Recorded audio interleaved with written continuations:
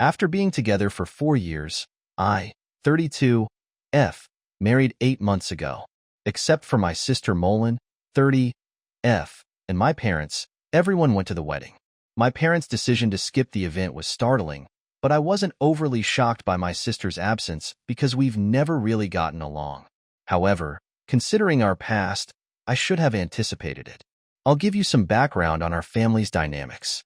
Before we dive deeper into today's story, every new subscriber helps me keep sharing stories that inspire and touch your day. If you enjoy what you're watching, please hit that subscribe button. Thank you so much for being here. I can't completely blame my parents for constantly favoring my sister over me. Throughout her life, she has been exceptionally good at almost everything. She was the center of attention in every room she visited. As soon as she could walk, she won every spelling bee, science fair, and talent show. In elementary school, class president, valedictorian, and prom queen were all the same. In high school, tall, slender, and attractive enough, she pursued modeling while in college before concentrating on her business degree. She got her first modeling job during her sophomore year, and I can still remember it. To celebrate, my parents invited all of our family members and her friends to a lavish party. Her first professional headshot was framed and hung in our living room, where it remains to this day, directly above the fireplace. The same year, I received my degree in computer science. They murmured, "Well done," and resumed organizing Molin's next photo session. She immediately climbed the corporate ladder after graduating and landed a job at a prominent company. She has a corner office and a corporate car at 30, making her a senior executive. In the meantime, I work for a respectable computer company as a mid-level software developer. Although I'm pleased with my work and it's a decent profession, it's not the type of employment that makes parents boast in front of the family. In addition, I'm bigger and shorter than my sister. My mother made crude remarks about my appearance, signed me up for workout classes I didn't want to attend, and put me on diets all the time when I was growing up. She would say, "Molin never struggles with her weight," or, "You could look as nice as your sister if you just put in a little more effort." Even though I had learned to ignore these remarks by high school, they impacted me. Over the years, I've accepted these distinctions. I ultimately came to terms with the fact that my parents never took as much delight in my accomplishments as they did in Molin's. What was my option? I tried to get their approval for years by attending recommended classes, joining clubs they encouraged, and even attempting modeling for a short time. A failure my sister never lets me forget. However, nothing was ever sufficient. I was merely the second daughter, and they were completely enamored with my sister's achievements. I gave up attempting to impress them sometime in my mid-20s. I concentrated on creating my own life, growing professionally on my own terms, and forming bonds with individuals who respected me for who I was. To be honest, following that, things have improved. Knowing my parents were constantly concerned about maintaining appearances, I kept my interactions with them superficial to prevent conflict. During our mandatory Christmas meals and family get-togethers, I would nod and grin while they raved about Molin's most recent job, lover, or vacation spot. Since they had Molin to swoon over, they didn't seem to notice my emotional distance. Then, I ran into my spouse at a computer conference through a mutual friend.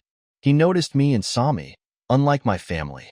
He liked my dry sense of humor, my ability to code, and yes, even my body type. Right from the beginning, he never once said I should change or make comparisons to other people. He popped the question to me after 4 years of dating, when we were alone at home, enjoying takeaway and our favorite TV in the background. It was flawless. Naturally, I told my folks that I was engaged last year. My first clue should have been their response. There was no congratulation, only stillness. My mother then questioned whether I was certain I wanted to jump right in and recommended that I might want to improve my physical condition before the wedding. My father didn't say much at all during the engagement party. My husband noted their odd reaction, which I was too anxious to fully comprehend at the time. They crouched over my mother's phone in a corner most of the evening. My husband then informed me that he had heard them talking to Molin on the phone, who was clearly crying. They talked about how this wasn't the plan and how they never expected Rebecca to marry first. He vaguely heard that there were minor setbacks during the wedding planning process. Despite not being engaged at the time, my mother had already made many wedding Pinterest boards for Molin. She was not interested in assisting me in selecting a dress or location. My mother merely remarked that it was practical and suitable for my figure. When I selected my dress, a straightforward yet exquisite A-line gown that made me feel lovely. My future mother-in-law, who treated me like the daughter she never had, and I ended up working together on the majority of the preparations. I carefully reviewed and double-checked the guest list with my spouse to be sure no one was overlooked before sending out electronic and paper wedding invitations. I am certain that my parents received theirs because the electronic invitations included red receipts. I called, texted, and emailed them several times after realizing they hadn't RSVP'd. My emails were either ignored or met with evasive responses stating that they were very busy and needed to check their schedules. I couldn't waste too much energy worrying about it because I was too busy preparing for the wedding. My in-laws were incredibly helpful, assisting with everything from seating maps to floral arrangements. Even at the lovely bridal shower hosted by my husband's sister, the painfully obvious absence of my own family was never brought up. Even though my parents weren't there, the wedding day was beautiful. We held a laid-back afternoon celebration after the morning wedding in a garden setting. Everyone was right when they said we looked so content and in love. But there were times when their absence felt like physical anguish, such as when I saw the front row seats empty or at the father-daughter dance I could not attend. I sought answers after the honeymoon and wedding. They said they were deeply hurt that they had never gotten a formal invitation when I eventually reached them on the phone. My mother launched into a lengthy tirade about how careless I was, how she had always wanted to assist in organizing her daughter's weddings, and how she couldn't comprehend why I would leave them out of such a significant occasion. I was perplexed by this since I was positive we had given them both kinds of invitations. During the call, I verified that we had sent them by looking through our records. Even the physical invitation's delivery was confirmed. I didn't confront them about their attempts to gaslight me. I just said I was sorry for the error and hung up. Later, my husband brought up several incidents that demonstrated their true intentions, such as the way they appeared surprised rather than delighted when we told them we were engaged, or the way they continued coming up with reasons not to assist with the wedding planning. Because he didn't want to add to my anxiety during the wedding planning process, he hadn't brought up these findings earlier. But in retrospect, the pattern was clear. The idea that I, the less successful daughter, was getting married before their beloved Molin was too much for them to bear. Their demeanor simply served to validate what I had always suspected but had resisted, that I would never be able to compete with my sister in their eyes. The most depressing thing was learning that even my wedding day, which ought to have been a celebration of love and fresh starts, turned into yet another front in their never-ending war to preserve their ideal family image with Molin at its core. Molin recently got engaged to someone she's been dating for a year. According to family members I spoke with in family group conversations that I don't participate in, my parents openly expressed their excitement about organizing an elaborate wedding for her. They are already boasting about securing upscale locations and luxury gowns, and my mother is taking Molin to private fittings at upscale stores all the mother-daughter time I was not allowed. It's intriguing that a large number of our family are suddenly refusing to go to Molin's wedding and engagement party. My parents' actions at my wedding apparently became a topic of conversation in the family. I just tell my family members what I think is real when they inquire as to why my parents didn't attend my wedding. They couldn't bear it when I married their beloved daughter. I present the facts as I perceive them without embellishment or an attempt to win sympathy. My parents got in touch with me a few days ago and accused me of purposefully attempting to spoil Molin's wedding. According to their claims, the relatives they have spoken to are using reasons to avoid going to any of her wedding-related festivities. My cousin, to whom my sister vented, informed her that people are reluctant to come because they have heard about my parents' treatment of me. My parents claim that because I'm envious of my sister's impending lavish wedding, I'm spreading false stories. The problem is that I'm only telling folks the truth about what happened. Perhaps they should consider their conduct instead of blaming me for the results. If the truth makes them appear terrible, as things continue to change, I'm finding it harder and harder to keep up the appearance of a relationship with my parents. Their behavior during my wedding finally made it clear to me that I would never be sufficient for them, regardless of what I did. Their absence at my wedding is no longer the most difficult aspect. It's coming to terms with the fact that I never had the kind, encouraging parents I always desired. I'm concentrating on creating a life with someone who genuinely appreciates me for who I am right now, but I'll keep you updated if anything important changes. First update. A lot has transpired since my last post, which was 2 weeks ago. I ultimately made the decision to speak with my parents face to face over their actions at my wedding and their current charges that I ruined my sister's special day. After reading your encouraging remarks, I felt it was time to put everything on the table. When they began texting me about their tarnished family history, my parents quickly started making accusations during our phone call, saying that I was jealous of Molin and had planned the entire thing. I did something I had never done before. I agreed with them, but not in the way they had anticipated. In place of defending myself, as I usually would, I said to them, "You're correct. I'm envious. Not Molin's career, not her accomplishments, not her appearance. I envy the unwavering love and support you've shown her, which you never even tried to show me." There was a pause in the line. My mother then began claiming that I was exaggerating and that they had always treated us equally. Something broke inside of me at that moment. Feelings that had been repressed for years came flooding out. I informed them of each birthday when my most recent success eclipsed my accomplishments when Molin had a modeling callback. My mother canceled my high school graduation dinner and talked about how her prom outfit cost more than my college textbooks for a year. Despite my father's attempts to cut me off by accusing me of exaggerating, I continued. I talked about how it was to watch them spend years organizing my sister's fictitious wedding while showing no interest in my own. I told them how painful it was to see my parents' seats vacant and how my mother-in-law had to help me with everything from wedding preparation to clothing buying. Their reaction was instructive. They flipped it on me rather than accepting any of my arguments. "Why did you never speak up if you felt this way?" As if I hadn't tried to speak with them for years. My mother insisted. My father said that by discussing these emotions with our family members, I was being unjust and spiteful. My mother said something at that point that ultimately clarified everything. "We never imagined you'd go to such lengths as to try to ruin Molin's wedding out of spite, but we always knew you were insecure about her success." She stated, "This is not how we brought you up." I became aware that they couldn't even hear me. They believed their behavior and my emotions had nothing to do with the entire circumstance. It has to do with Molin's reaction. They were more worried about her impending nuptials than the hurt they had caused me. Even during this discussion about their absence from my wedding, I didn't attempt to improve things. I didn't retract or apologize for the first time in my life. Rather, I expressed my thoughts to them directly. "You're correct on one point. I was raised by you. You instilled in me the belief that I would never measure up, that Molin's accomplishments would always be more significant than mine, and that upholding your ideal family image was more essential than my feelings. However, you also taught me that I deserve better than this, which was something you didn't mean to teach me." Before my father spoke, there was a long pause. He spoke in a cool, collected tone. "Maybe it's time for us to stop acting like we're bad parents since you've already determined that we are, and you take pleasure in seeing us suffer.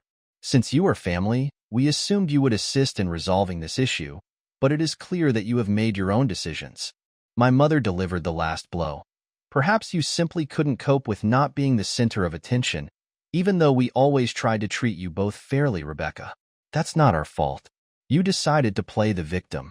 I refrained from arguing. Why would it matter? They had just validated everything I had been saying.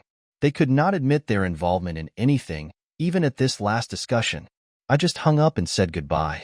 I was surprised to feel relieved after the call. Tears were shed, to be sure, but they weren't the frantic, heartbreaking ones I remember from my early years. They were liberating tears. For the first time, I had expressed everything I needed to say without holding back or feeling guilty about how I felt. Later, my husband saw me gazing at the sunset from our back porch. He sat next to me and grasped my hand without saying anything. "They're never going to change, are they?" I asked him after a time. "No, but you have," he said, squeezing my hand, "and that counts." He is correct. I've changed. The young child who frantically tried to win her parents' approval is no longer there. They no longer need to validate the woman who came out of that last conversation. Although acknowledging that my parents will never be the people I need them to be is painful, it is not as painful as holding out hope that they would change. For the first time, I didn't really care what happened at my sister's wedding or the family drama. I've had my say, and they now have to deal with whatever comes up. The most peculiar aspect? I feel as though the burden I've carried my entire life has finally been lifted. Although it was not the happy ending I had hoped for with my parents, perhaps it was the one I needed. The ability to quit striving for love that ought to have come naturally. Second update. 3 days have passed since my run-in with our parents, and things have taken a surprising turn. Molin made the decision to become involved in the drama, but her strategy failed horribly. My sister sent me a thoughtfully composed message yesterday morning. She had developed a condescending tone over the years, and it was evident in her text. What you said to your parents was totally inappropriate. They have helped us through every stage of our lives and given us everything. You cannot simply blame them for being poor parents because you are insecure about the decisions you have made in life. She continued the message with her typical blend of moral superiority and covert jabs. I understand that your wedding wasn't exactly what you had envisioned, but that doesn't mean you should try to destroy mine. There's nothing wrong with wanting a celebration that honors those of us who have put in a lot of effort to meet specific standards, Rebecca. Not everything needs to be a contest. I didn't bother to answer. I've discovered that interacting with her merely provides her with more ammunition. After years of putting up with her manipulative conduct, I just blocked her number. Instead, Molin has never been one to put up with being ignored, so I assumed that would be the end of it. My husband, who was laughing so hard that he could not speak, called me at work a few hours later. Molin was apparently unable to get in touch with me directly, so she found his personal number, probably via a common acquaintance, and sent him a string of texts outlining the precise reasons why our sister relationship has never been good. She began her initial communication to him in a sufficiently professional manner. As Rebecca's sister and someone who cares deeply about our family's well-being, I feel compelled to reach out. However, it soon turned into her actual motivation. She informed my husband that he had an obligation to help me behave in a more suitable manner because he was the new man in Rebecca's life. The messages became increasingly patronizing. Family dynamics are complex, she told my husband, a professional software architect with an MBA, adding that someone with Rebecca's sensitivity might not understand the bigger picture. She advised him to assist me in seeing reason before I irreparably harm family relationships. Her attempt to play on what she believed to be his social climbing impulses was the true kicker, though. In fact, she wrote, surely you understand that maintaining good relationships with successful family members like myself could be beneficial for your future. Rebecca's behavior is only hurting her own prospects and, by extension, yours. Having always been able to see through Molin's facade, my spouse thought her attempt at manipulation was humorous. He particularly liked her presumption that her business rank or the prospect of networking opportunities would somehow impress him. In his own words, she really doesn't know me at all, does she? We went over the messages together when I got home that night. I was laughing with my hubby instead of feeling offended or upset. Seeing Molin's deceptive methods exposed, particularly when they were aimed at someone who was totally impervious to them, was liberating. I learned something significant about my sister as a result of this encounter. She is still that insecure adolescent who needs to tear others down in order to feel superior. Despite all of her achievements and success, it's clear how little she knows about good relationships. She believed she could control me by manipulating my husband. When her direct approach failed, she swiftly turned to trying to use my husband against me, which was the most revealing aspect. She used to do precisely that in high school. She attempted to turn my friends against me when she was unable to bully me directly. Different decade, same strategies. With this fresh viewpoint, I now understand how Molin's actions went beyond simple sibling rivalry. Throughout our early years, she made a concerted effort to keep her status as the favorite child, always telling our parents and me how much better she was. She had to overshadow whatever I accomplished. She had to point out my shortcomings to everyone I made friends with. My response to her games is different now. Her messages would have caused me to fall into self-doubt 10 years ago. I would have been upset and hurt 5 years ago. Today, simply put, I'm sick of the drama and find her blatant attempts at manipulation amusing. My husband's response was ideal. Rather than becoming embroiled in her drama, he merely responded, "Thank you for your concern about Rebecca's well-being." As her husband, I'm focused on supporting her happiness, not managing her behavior.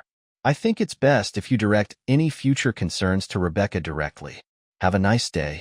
Mullins sent one last message after not receiving the desired response. I see she's poisoned you against the family too. Don't say I didn't try to help when this all blows up in your faces. Ironically, Mullins' attempt to assist has further strengthened my resolve to keep my distance from the destructive dynamics of my family. Nothing has changed, as evidenced by her messages to my spouse. She is still the same cunning individual who feels the need to dictate every story and who perceives any departure from her ideal family script as a danger. Knowing that her attempts at persuasion were so totally unsuccessful is perhaps the most pleasant aspect of the entire incident. She succeeded in bringing my spouse and me closer together rather than causing us to drift apart. Totally unconcerned by her fears of social repercussions, we joked about her texts and planned a weekend trip during the evening. I've come to understand that true family isn't about upholding facades or dictating stories. It's about standing together, laughing together, and supporting one another when someone tries to manipulate you, even your own sister. I'm more certain than ever that I'd be better off keeping a safe distance from Mullins' wedding drama instead of getting sucked into my family's never-ending power struggles. My husband and I have made the decision to concentrate on creating our own happiness. Success is said to be the best form of retaliation, but I'm coming to realize that real success isn't about impressing people. It's about accepting your decisions and surrounding yourself with individuals that encourage rather than impede your own development. I feel more successful than ever by that metric. Third update. After my sister's unsuccessful attempt to control my husband 2 weeks ago, things have taken unanticipated turns. The situation is becoming worse despite my parents' desperate attempts to repair their reputation. I found out through family ties that my parents have been on a mad quest to correct the narrative. They have been phoning each relative separately and accusing me of spreading vile tales because I'm envious of Mullins' ideal wedding. They claim that I'm just resentful since her wedding will be far more sophisticated and gorgeous than mine was. According to their most recent tale, I purposefully left them out of my wedding so I could act like the victim. It's funny that they still reside in the same home they've owned for 30 years and have the same email addresses since the invention of email, but they're saying I sent their invitation to an old email address and an old physical address. The good news is that their attempts to limit the harm are failing miserably. Our family members don't believe it. Actually, a number of family members have shared their personal accounts of my parents' history of partiality. According to one aunt, my mother had previously engaged in similar antics at family weddings in an effort to guarantee that Mullin was the life of the party. The way my extended family has reacted to my parents' manipulation is the most fulfilling development. Important family members, some of whom were expected to have significant parts in the event, have stopped supporting Mullin's wedding. They may no longer have access to the exclusive location they were able to get through family ties. Even a family friend's luxury garment business unexpectedly experienced scheduling conflicts at a family get-together last weekend.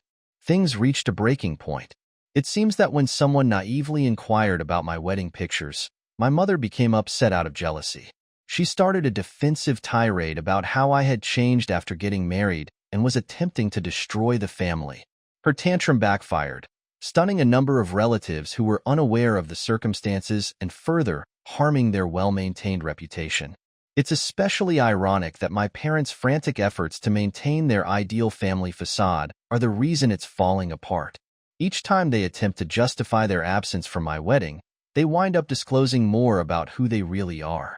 People are becoming more aware of their deception the more they attempt to portray me as the bad guy. I'm doing better than ever, personally. I no longer have to worry about attempting to win my parents' approval. The stress of controlling Mullin's emotions has subsided. I'm not concerned about upholding their ideal family image. For the first time in my life, sometimes the best retaliation is just letting the truth speak for itself rather than taking action. I'm grateful to Reddit for giving me the courage to advocate for myself. You have no idea. Family members are now picking sides after previously remaining impartial. Recently, even my father's brother, who had always kept silent to maintain harmony, apologized for not speaking up sooner about how they treated me.